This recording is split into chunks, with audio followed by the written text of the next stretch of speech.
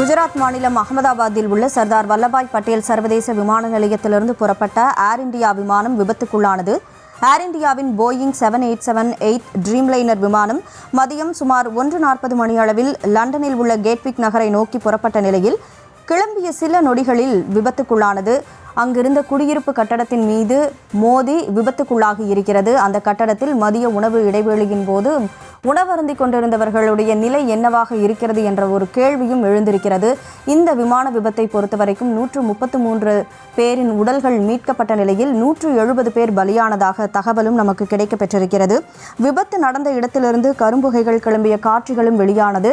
விபத்து நடப்பதற்கு முந்தைய சில வினாடிகளில் எடுக்கப்பட்ட வீடியோவும் தற்போது சமூக வலைதளங்களில் வைரலாகி வருகிறது.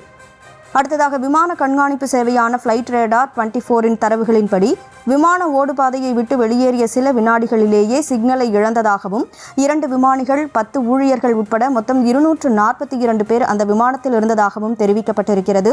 இந்த விபத்து தொடர்பாக பல்வேறு தகவல்களை ஏர் இந்தியா நிறுவனத்திடமிருந்தும் அது தொடர்பான எக்ஸ் பக்கத்திலிருந்தும் நாம் தொடர்ந்து பார்த்து கொண்டிருக்கிறோம். அவர்கள் தரப்பிலிருந்து அதிகாரப்பூர்வமான தகவல்களும் தற்போது நமக்கு கிடைக்கப்பெற்று வருகின்றன.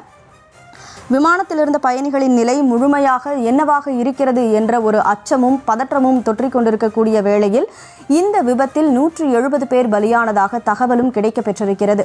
இந்த விமான விபத்து குறித்து பிரதமர் மோடி அதிர்ச்சி தெரிவித்திருக்கிறார். அதேபோல குடியரசுத் தலைவரும் தன்னுடைய எக்ஸ் பக்கத்தில் இரங்கலையும் அதிர்ச்சியையும் வெளிப்படுத்தியிருக்கிறார்.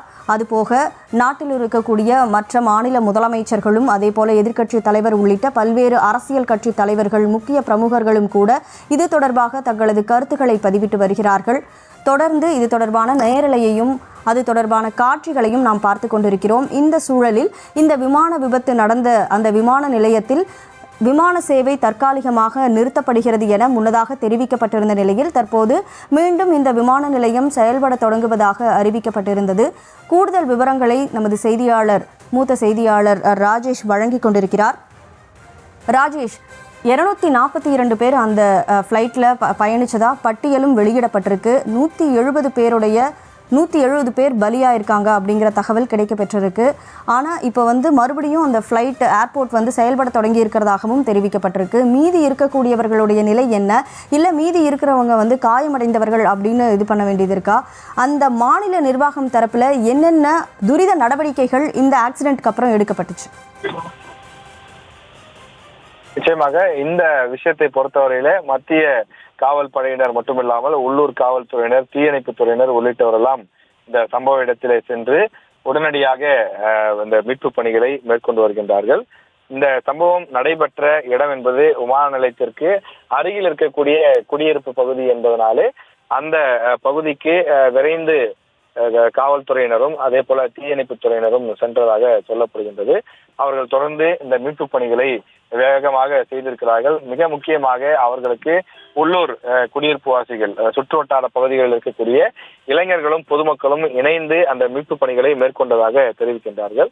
அது மட்டும் இல்லாமல் தொடர்ந்து அந்த குடியிருப்பு பகுதிகளின் மீது அந்த விமானம் மோதிய நேரத்திலே 2வது மாடியிலிருந்தெல்லாம் சிலர் குதித்து தப்பித்ததாக பேட்டிகள் மூலமாக அவர்கள் தெரிவிக்கிறார்கள்.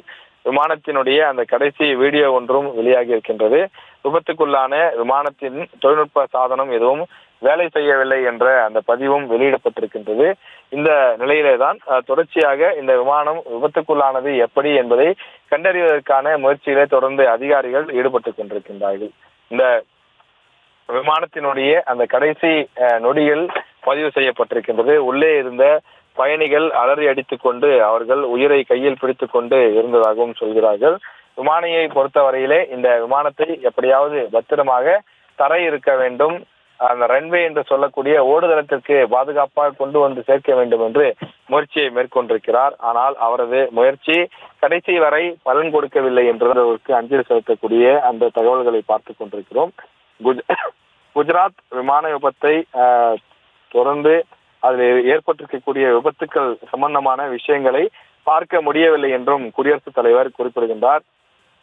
விமான விபத்தை பொறுத்தவரையிலே இங்கிலாந்து பிரதமர் பேரதிர்ச்சி அடைந்திருப்பதாகவும் தன்னுடைய தகவல்களை அவர் குறிப்பிட்டிருக்கின்றார். விபத்துக்குள்ளான விமானத்தில் பிரிட்டனை சேர்ந்தவர்கள் 53 பேர் இருந்த நிலையிலே அவர்கள் இந்த விஷயத்தை குறிப்பிட்டு தொடர்ந்து தங்களுடைய வருத்தத்தை தொடர்ந்து பதிவு செய்து வருகிறார்கள். அகமதாபாத்திலிருந்து லண்டன் சென்ற அந்த விமானம் கீழே விழுந்து நொறுங்கி இருக்கக்கூடிய அந்த செய்தி என்பது ஒரு பேரதிர்ச்சியான செய்தியாக பதிவாகி இருக்கின்றது. முன்னாள் முதல்வரும் இதில் பலியாகி இருக்கின்றார் என்பது, அதாவது குஜராத் மாநிலத்தை சேர்ந்த முன்னாள் முதலமைச்சரும் இந்த விவகாரத்திலே அவர் பலியாகி இருக்கின்றார். எனவே அவரது குடும்பத்தார் மற்றும் அவரது உறவினர்கள் அனைவரும் சோகத்திலே மூழ்கியிருக்கின்றார்கள். முன்னாள் முதலமைச்சருடைய இல்லம் நோக்கி அவரது ஆதரவாளர்கள் படையெடுக்க தொடங்கி இருக்கின்றார்கள். பலரும் தொடர்ந்து அவருக்கு குடும்பத்தாருக்கு அஞ்சலி செலுத்துவதற்காக வந்த வண்ணமாக இருக்கின்றார்கள். அங்கிருந்து வரக்கூடிய செய்திகள் அதனை தெரிவிக்கின்றன. தொடர்ந்து இந்த விவகாரத்தை பொறுத்தவரையிலே அடுத்தடுத்து விமானங்கள் இயக்கப்படாமல் தொடர்ந்து நிறுத்தி வைக்கப்பட்டிருக்கின்றது. தொடர்ந்து இந்த விமான சேவைகள் தொடங்குவதற்கு சற்று காலதாமதமாகும் என்றும் தெரிவிக்கப்பட்டுள்ளது.